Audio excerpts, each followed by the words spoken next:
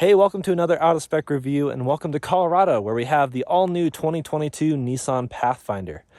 This is Nissan's attempt to kind of look back to their past at the original Pathfinder from 35 years ago, and they're trying to pay homage with the whole design styling theme. And let's see how they do. Keep in mind this is a pre-production prototype, so things could change. But join me as I take an in-depth look at the exterior and interior features of this car, and tune into our other video in a couple days with the actual driving impressions and pricing. Let's dive in. So right off the bat, the first thing you might notice is this gorgeous obsidian green pearl color. That's quite a long name for a color, but I love anything that has green. It's gorgeous. It's very deep, sometimes looks black. And you can tell the actual roof goes up to a black accent. Nissan has 14 color combinations with various external colors and the two-tone roof options, so that's pretty cool. But Nissan's take on this was reimagined proportions with truck-like brawn. And I do kind of see that. You can see some more angled approaches than some of the previous curvier Pathfinders. Up here in the front, we have a grille, which is not particularly massive, and that's something I appreciate.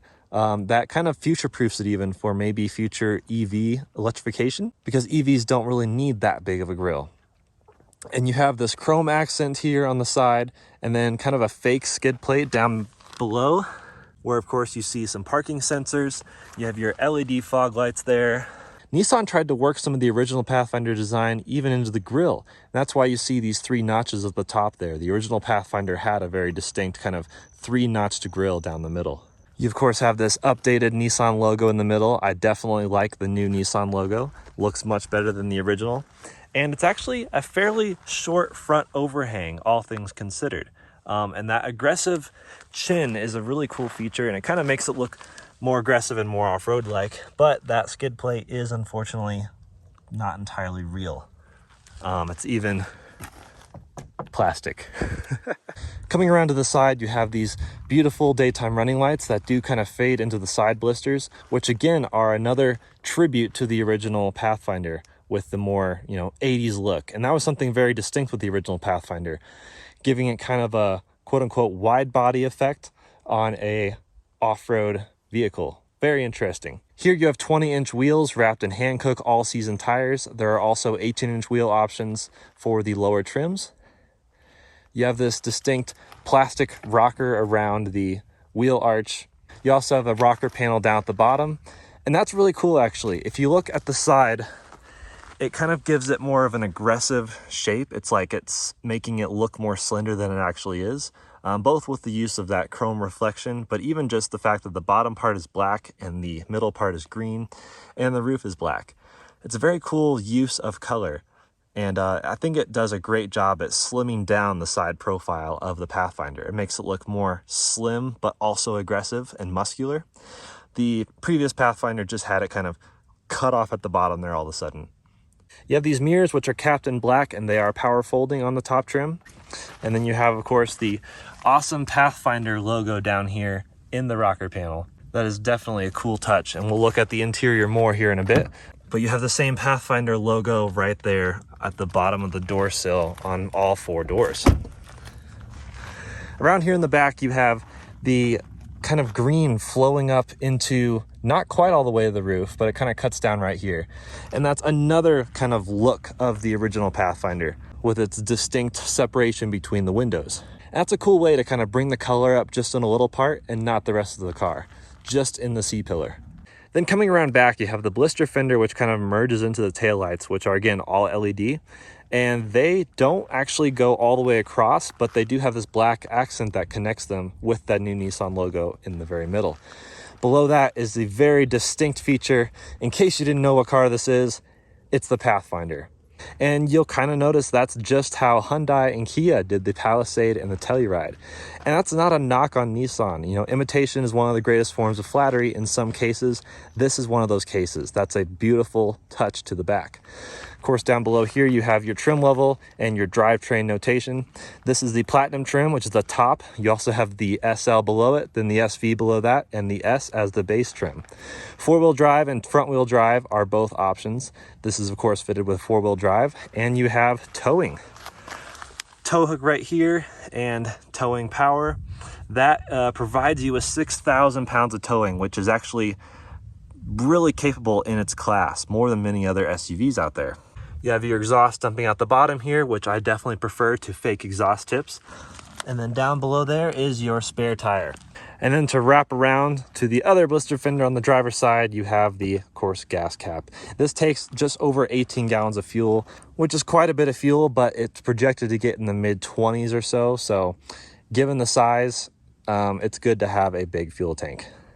So that's about it for the exterior of the Nissan Pathfinder. I think they did a pretty good job at kind of blending the modern and the retro. Some distinct cues dating back to the original one, but still very obviously modern Nissan. They even kept the V-Motion grille, as they call it, that they use on most of their models in some form or another. And they added the little 3 slots at the top. That was a nice little touch. It's kind of that Easter egg integration that I really love. But enough of this obsidian green pearl exterior. Let's go take a look at the interior and see what they did. But stepping into the Nissan Pathfinder, you are greeted with that nice big new Nissan logo. Not overly big, which is nice. But you're also greeted with, as you can tell, leather everywhere. And that's not necessarily a bad thing. I really like seeing leather, especially in a high-end vehicle. It's a nice touch. Again, this is the Platinum model, so I'm not sure what all you'll see on the lower trims, but at least you can expect leather here.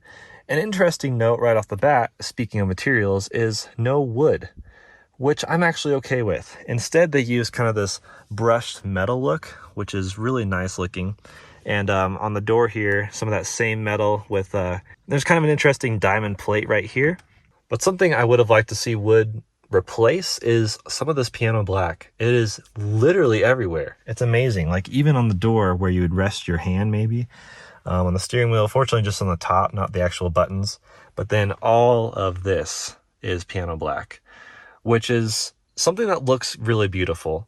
But it is hard to keep clean and it shows fingerprints like crazy. I'm sure most people are familiar with that. The lack of wood is totally fine with me.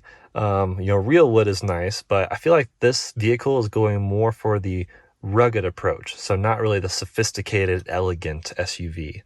You'd find that in a Genesis or something like that, but you'll also be spending more money. So this looks like a pretty great use of materials as far as a nice Nissan SUV goes. Beneath this bridge, as they call it, is actually a little storage cubby, and you can fit a fair amount of hats down there, probably 6 or 7 or so, depending on the hat, of course. And you have a nice shifter here. This is actually a great shifter. I prefer this to the tall stocks. I prefer it to the little rotary dials. Those have their own usefulness, but this is a really neat kind of floating shift design, and it's very intuitive, easy to use. Plus, you can just tap that for parking. You have your electronic parking brake here, auto hold, that's always a nice feature to have, and the auto shut off, which is nice that it's very easy to get to, because that's something I frequently do, is I turn off the auto shut off. Down here you do have a rotary dial, but it's for the 7 driving modes. You have sand, mud and rut, snow, standard mode, eco, sport mode, and tow haul. Which that's a lot of driving modes, and I'm always curious to know like what I should use if, let's say, I'm kind of in a snowy, slushy, muddy, almost sandy rut. So I guess you can kind of play with those and see what suits your driving the best. But I typically just leave it in standard, and it seems to do a great job. Got a nice bold Pathfinder logo here with more storage. Yes, many more hats can fit in the center console under the armrest as well. So lots of total center console storage. Back in front of the shift knob, you have a little cubby which contains a spot for your phone, which is conveniently a Qi charger. So most modern phones can actually wirelessly charge on this. You also have USB-C and USB-A ports and a little thing that just tells you whether or not the phone is charging. So that's kind of nifty. And then you have your cigarette lighter, 12-volt power. Above that is your climate control. Now, I always like to see separation of powers. So you have your climate control down here, which is great. And then you have your infotainment up here, and that's all separated by the vents. I like them in separate places just because it's easier to suddenly rush to where you're looking to find a button. You have heated and ventilated seats, which is really nice. This is kind of a upscale perforated leather, definitely the top trim. And you have your heated steering wheel way over here. And by the way, the steering wheel is wrapped in a very smooth leather. That's what they actually call it. And it's amazing how smooth it is. Like, that's one of the first things you notice when you grab the steering wheel and sit in the car, is you're like, wow, this feels so luxurious. My goodness. We have fan speed dials here, which I always love. Just give me as many dials as possible. So I like to see dials for each side of the air conditioning, the dual zone climate control up front. And then just up here to the left of the climate control is the start and stop button. So let's get it fired up.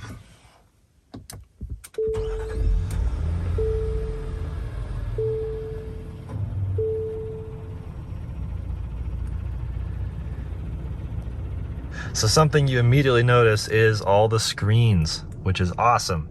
You have right here a 12.3 inch digital gauge cluster with really interesting 3D gauges. You have the tachometer over there and the speedometer over here, and they're kind of like if they were flat and then bent backwards. Very cool 3D effect.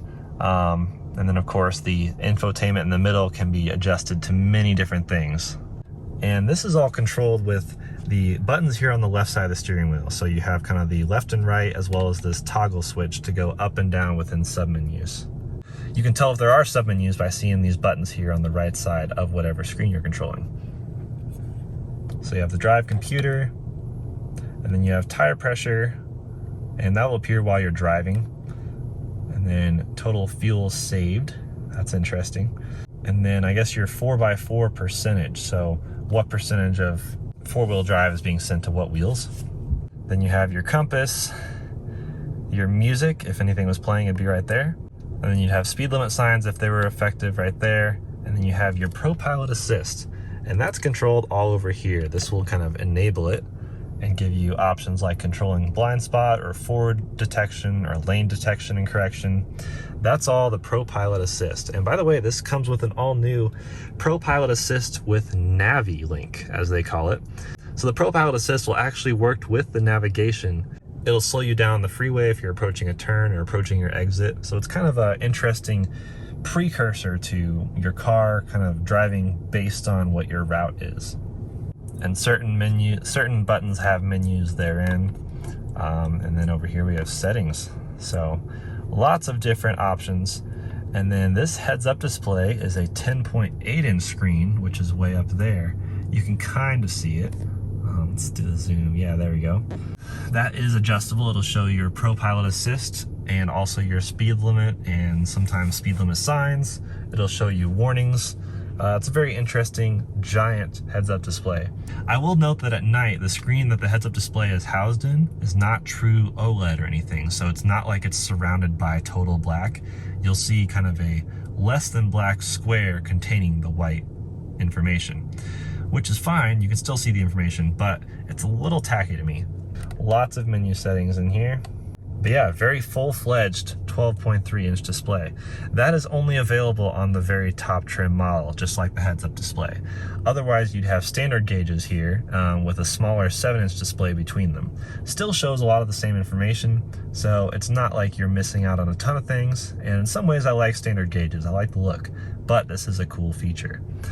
Over here, we have the actual infotainment center's display, which is a 9-inch on this upgraded one. It also comes in an 8-inch on the lower two trims, and which is still not bad.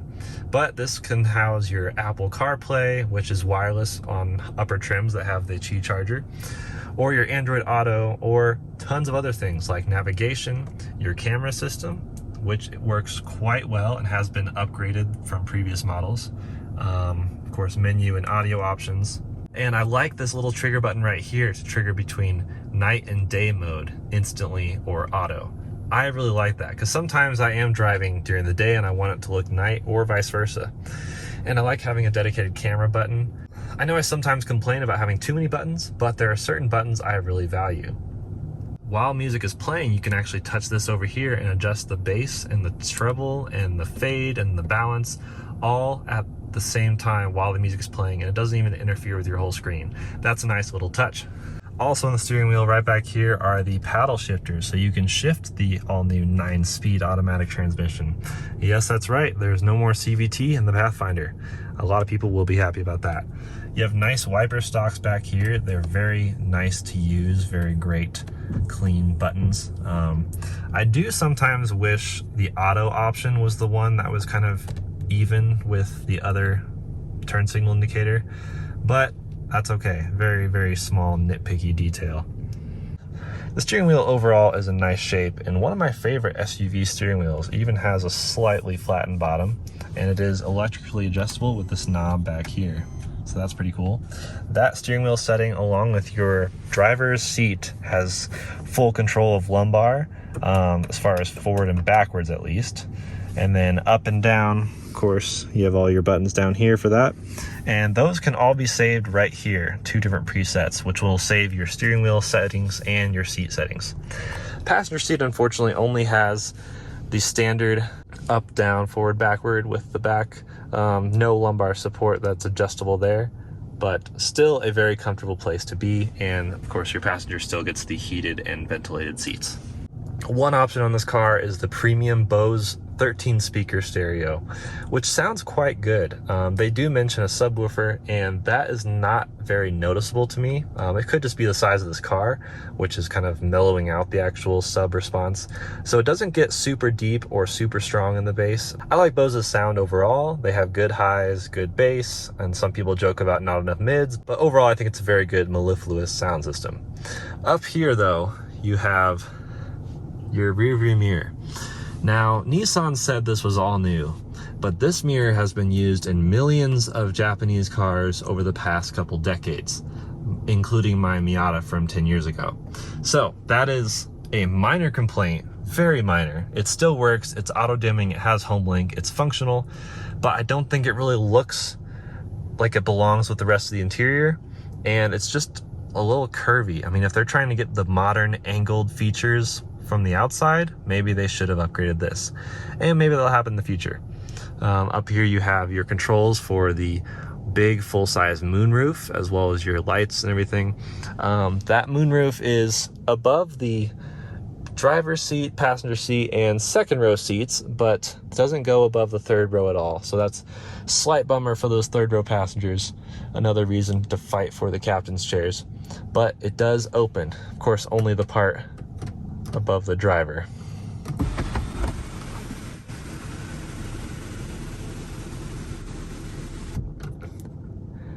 Just like that. Now, something I've noticed on hot days like today, down in the front range, this was getting really hot up here. And even when I'd close the shade, which we can do now,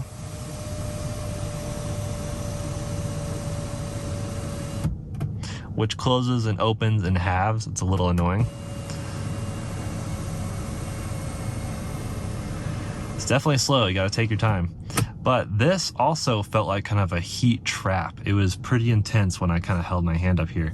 So it doesn't really block out that much heat, which is surprising. If I were to buy one of these, I'd probably ceramic tint the top window just to protect some of that heat. Really, I'd probably ceramic tint the whole thing, because this dark color does attract heat. As far as infotainment goes, it's really pretty standard Nissan. I guess one of the better ones. It's fairly snappy, although sometimes a little laggy. I like to see weather, that's kind of cool. So it works okay. Actually, CarPlay is pretty responsive, although it has crashed a few times. Again, this is pre-production prototype software, so I anticipate some of this could be fixed. I'm hoping it's just some software bugs or glitches, so keep that in mind. Your settings are all here, and this is where you can connect your wireless CarPlay, so that's pretty great. But otherwise, that's it for the front. Let's go take a look at the back and see how we fit.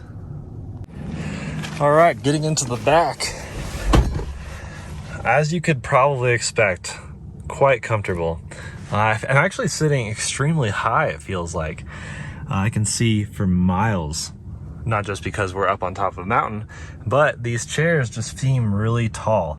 I'm sitting behind myself, and I actually have plenty of legroom and plenty of headroom, maybe a couple inches, including my hat. So that's pretty impressive. You do have 3-zone climate control as standard in the new Pathfinder, which is a great feature to have. So passengers back here can opt for whatever they want as far as climate control. And you even have heated rear seats in this trim, which is awesome. It's really quite a nice place to sit. I'd be totally happy here on a road trip. Down below the rear climate control for the passengers is more USB ports, another USB-C and USB-A, as well as a 120 volt actual power outlet, and that comes on the Platinum trim as well, which is great to have. Your kids can be back here charging their devices, playing their video games, or watching movies, whatever. Down here we have the cup holders, which are a nice size, and you actually have a lot of cup holders back here, 2 in the middle and then 2 in each door, as well as kind of a water bottle holder down there, and you might even fit 2 water bottles. So I've got my little Hydro Flask down there, a little storage bin here, window controls. Let's see how far they roll down. Man, yeah, not quite all the way down, but they are nicely tinted, and you have these window shades, which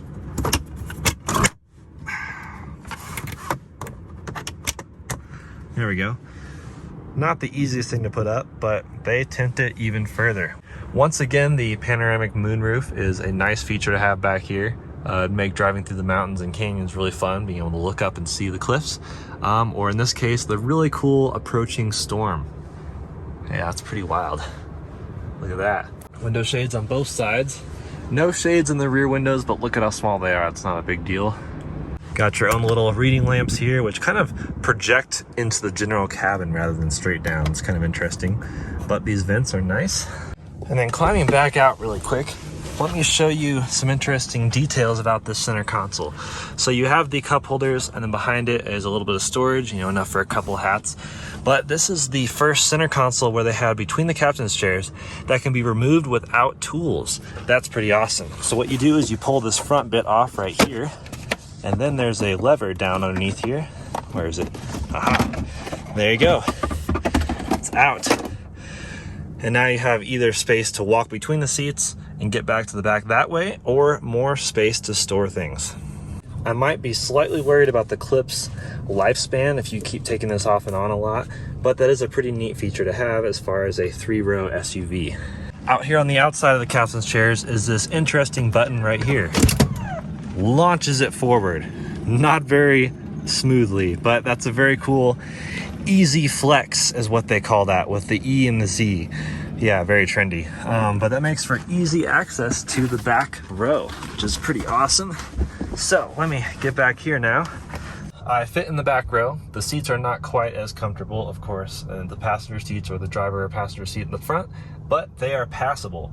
You do have 2 more cup holders on each side back here. So that is, what, a total of like 30 cup holders? I don't know, it's a lot. But let's see, the moment of truth. Can I sit behind myself? Yes, barely. My knees are against the seat, and actually my head's fine. I have another couple inches of headroom again. So that's pretty cool. And honestly, I could have scooted this seat up just a bit, and even the front seat. Those were both very spaciously set. So yes, you could sit 3 adults behind each other. They weren't kidding when they said this seats 8 adults. Also in the back here, you have USB ports, 1 on each side, and they are just USB-A, but that is an option. Some of the lower trims have 1 or none as far as USB ports. And of course, rear speakers here, seat belt for the center, and another dome light kind of up here, which is again kind of strangely behind the seat. So I don't know how good that would be for, you know, helping you read. Sadly, the moonroof does not go back here at all, so you might have to fight some of the front passengers for optimum visibility, especially with this big bolster and the C-pillar right in front of you. Granted, the paint looks good on the outside of it, but yeah, not so much on the inside. I do like the fact that it is a light interior color on the top, on the ceiling. That's a nice touch, and it makes it feel just big and spacious, especially with that full panoramic moonroof. You have the same button back here for the easy flex, so we'll just launch that forward, and that lets me get out of the back seat. So that's it for the interior impressions. As you can see, a lot of space in there, but let's see how the trunk actually looks as far as boot storage.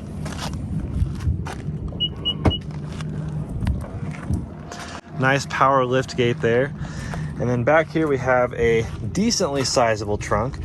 This is about 16 cubic feet with even the third row up, which they thought was important to mention. You could fit 4 golf bags back here or a 120 quart cooler, even with the third row folded up. Underneath this all-weather mat here, which actually just flips up, that's another option, is a hidden storage spot with 54 liters of cubic storage, or possibly 50 hats, honestly. Here's some netting for tying down groceries to all the net hooks back here. And there's even a drain plug, although that drains what seems to be just into the car, so I wouldn't plan on using that as a drain plug right off the bat. But you could put things like really dirty hiking shoes or something back here, rock climbing gear, and then unbolt it and completely hose it off, clean it off every once in a while. So that's pretty cool. These are adjustable tabs that can be removed, so you can successfully tailgate out of here. And yes, 16.6 cubic feet of storage with the rear seats folded up. Now, to fold the rear seats down, you can do it from all the way back here, and you can pull all these tabs. That's kind of fun. 2, 3, and then pull these up right there. That'll send that flying forward, although not as fast as those Easy Flex chairs and the captain's chairs. But that gives you now 45 cubic feet of storage. That's pretty impressive. But even the captain's chairs can be folded down, which in total will give you over 80 cubic feet. That's a lot of space.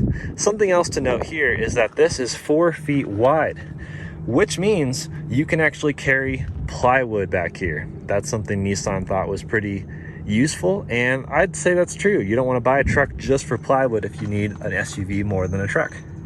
Well, that's a wrap on all this rear storage. Lots of space. Now let's go take around and look at the other opening, the hood, and see what's under there. Underneath the hood of the 2022 Nissan Pathfinder. Nice pull tab there. Unfortunately, it's not a one-hand operation. You gotta pick up that stick, which I will do. There, just a bit of movie magic, and the hood's open and propped up. We have a V6 by Nissan, in case that didn't give it away. 3.5 liters, naturally aspirated, and that gives out about 284 horsepower, 259 pound-feet of torque.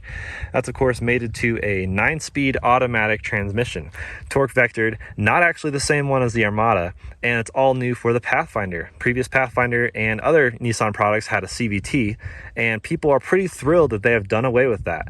Theoretically, this should be better off-road because of the automatic capabilities, and I guess you'll have to find out on our driving test. And this, of course, feeds four-wheel drive in this trim. There are also front-wheel drive options. And that four-wheel drive system is what they're calling the intelligent four-wheel drive. So it takes into account, which of the 7 driving modes you're on and what it feels it should be sending to the wheels, and gives you four-wheel drive when you need it. That's pretty neat. I'm sure it does tax fuel economy a little bit, but this is rated for about low 20s city, upper mid 20s highway. I don't remember the exact numbers, but mid 20s is a good estimation. It will be interesting to see how this 284 horsepower does with a vehicle this size. You're at about 4,500 pounds, give or take a couple hundred, depending on your trim and drivetrain. So we'll be interested to see how that does with the vehicle this size, as well as up here at altitude for my sake. I think, honestly, selfishly, they could have thrown a turbo in there somewhere, but we'll see in our driving impressions video. So that is it. That is the 2022 Nissan Pathfinder first look. This is, again, pre-production prototype, so things could change, but I think it'll probably be pretty close to this, which seems to be really good. Seems to be great build quality, nice selection of materials. The interior is quite handsome, although there is a lot of that piano glass black. But the exterior is nice. It pays homage again to the original Pathfinder, and it still has distinct Nissan lines. I think it's a really good option, and it comes with a lot of features when fully spec'd. Now, you can get it with just the SL trim and have a premium package, which gets you almost everything from the Platinum. But again, we don't know pricing, so it may not be that much more to opt for the Platinum. And I've been on the fence with Nissan styling for a long time, but I am curious to see where it continues to progress, and I like some of the things they've done here. So let us know what you think, and don't forget to check out our other video on the driving impressions as well as the actual cost coming very soon in a couple days. We'll see you in the next one, and we'll see you in the comments. Take care.